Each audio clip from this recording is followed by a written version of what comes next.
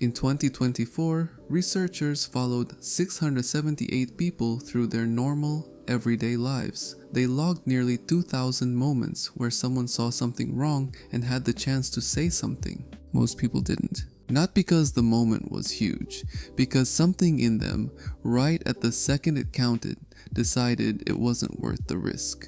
That's not weakness, that's just a threshold set too high. The usual advice is, do one scary thing every day. Cold plunges, public speaking, confrontation on command. But that skips a step.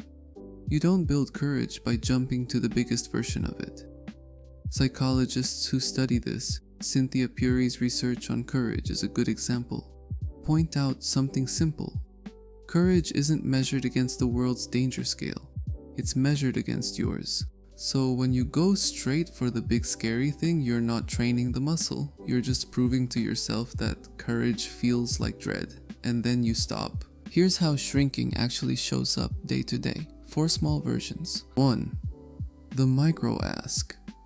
Asking the small question you'd normally just swallow. Wait, can you say that again? Feels dumb. Isn't. 2. The delayed no, walking back a yes before you're stuck in it, not a big confrontation, just catching yourself early instead of resenting it later. 3. The visible attempt, letting someone see you do something before it's polished, speaking up before your point is fully formed, sending the rough draft. 4. The name discomfort, saying, I'm not sure how I feel about this yet, instead of faking certainty.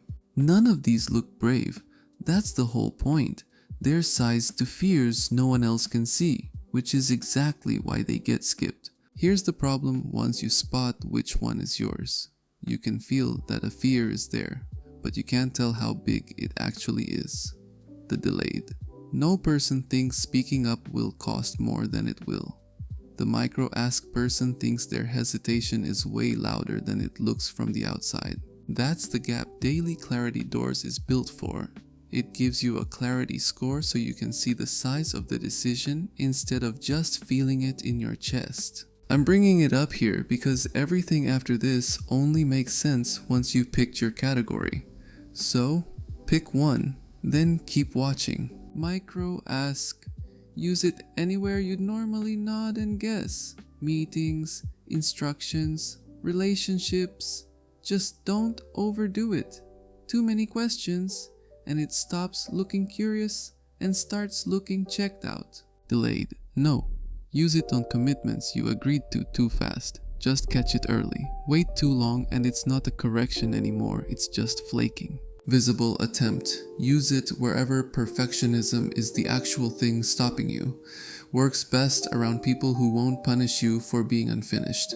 Around people who will, it can backfire. Catch the moment you shrink. Name which one it was. Do the smallest opposite move. Not the boldest one, the smallest one that still counts. Notice what actually happens after. Compare it to what you predicted. Most of the time, the gap is huge. This works great when someone else is involved. There's a real moment, a real reaction, something to measure. It stops working when the fear is private. When the no you're avoiding is to yourself, there's no outcome to check against. No one clapping, no one flinching, just you. That's a different problem. It starts earlier than the moment of action, with the voice that talks you out of it before you've even decided. That's next video. 678 people, almost 2,000 chances to act. Most people let it pass, not from lack of courage, just because no one ever told them the small version counts. So tell me which one is yours.